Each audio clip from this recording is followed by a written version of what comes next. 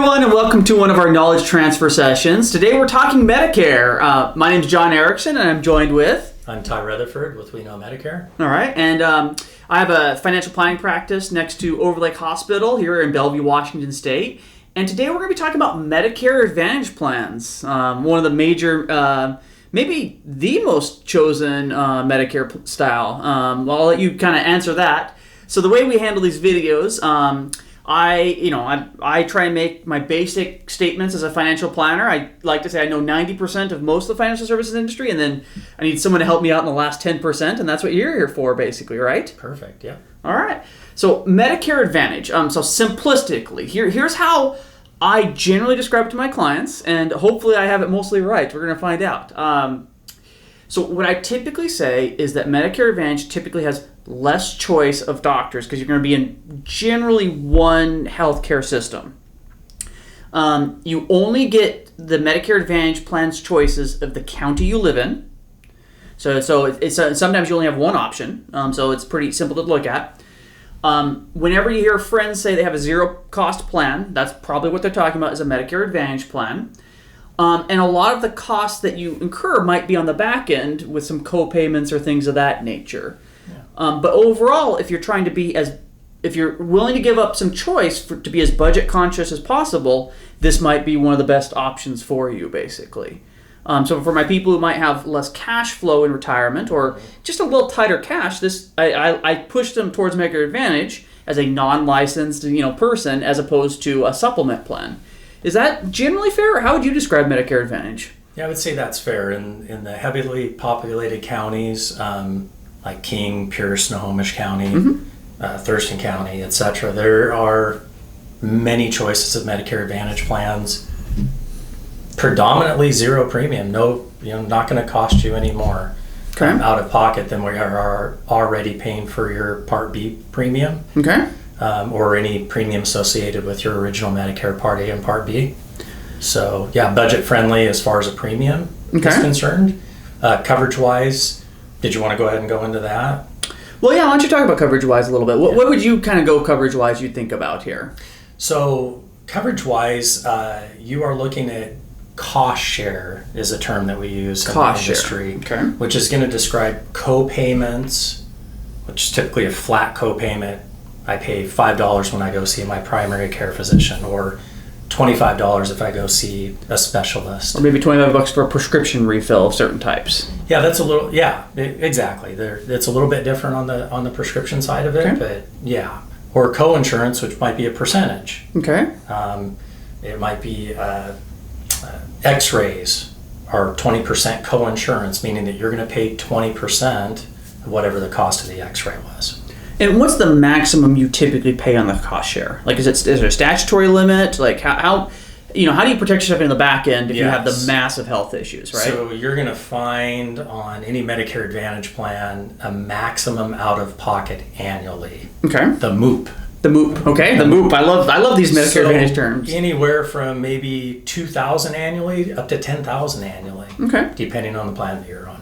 So everyone has different financial capabilities, but it's not crazy that if you have a Medicare Advantage plan, and let's say you had a zero cost plan, you haven't paid you've paid your Part B premiums, but you've paid very little throughout your life on Medicare Advantage, and then you finally get sick and go to the hospital, you might have a $10,000 overall bill for that entire process. You could. Okay. It would be pretty unlikely to have that much cost share for one hospital event. Okay.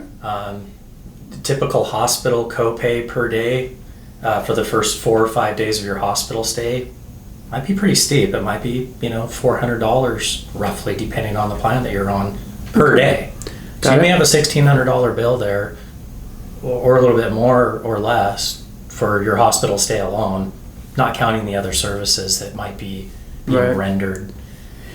At the hospital stay, yeah. It's interesting because when I talk about retirement, there's a behavioral finance component. And tell me if this makes sense.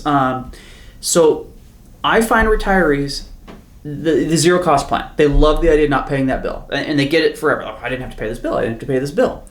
The second they have a one-time out-of-pocket $1,600 hospital bill, they scream bloody murder right at that point, right? Even though they saved all that money historically, that one hit, right? It just drives you utterly crazy.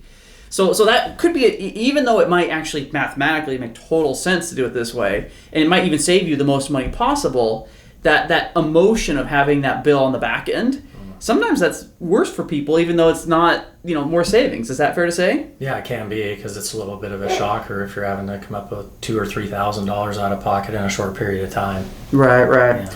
And so that could be a downside to this. And one of the things you mentioned too the other day, and there's not perfect science on this, but you mentioned that sometimes doing the non-zero deductible Advantage plans, the one you pay premium out of pocket, you don't get that much better cost sharing on the back end for that premium. Is that fair? Yeah, not necessarily. You really need to do your homework and look at the plan side by side to see. So it's really specific to the plan, basically. It really is. Yeah. I'll say this. Mm-hmm. There's a lot of companies out there in our area competing against each other, and the most popular plans are the zero premium plans. Okay. So most competition's there. Most competition's there. So what do? They try to sweeten the pot in general. Okay. Very generalized statement, but yeah. Got it. And then there's this concept of, I've always considered Advantage plans to always be historically HMO style.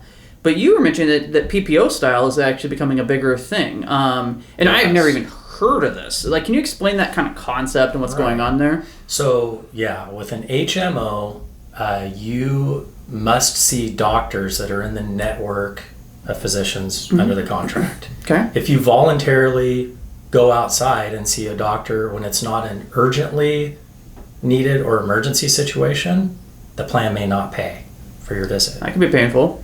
Yes.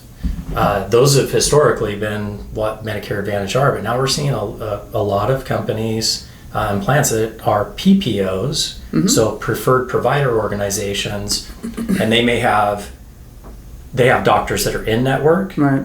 And then you also have the option of going out of network in those, but you're most likely going to pay higher cost share, right? As you go outside of the network. Okay. And the maximum out of pocket on those looks a little bit different as well. Normally you have two different maximum out of pockets, maybe for example, $6,000 maximum out of pocket for in-network physicians on the PPO, right? And then a combined in and out of network of up to $10,000. Okay. So theoretically on one of those, if you just saw physicians that were out of network, you could have potentially up to $10,000 in out of pocket for the year. I think it'd be really material for a lot of people. When you consider at least half of all Americans only have about $50,000 or less retirement savings, $10,000 out of pocket can just catch you unaware. It's interesting you were going through all that math there, and I love math. I love people of math. It's what I love. And I'm trying to imagine myself as an 80-year-old trying to understand those differences there, and it actually it can seem a little daunting to me, basically.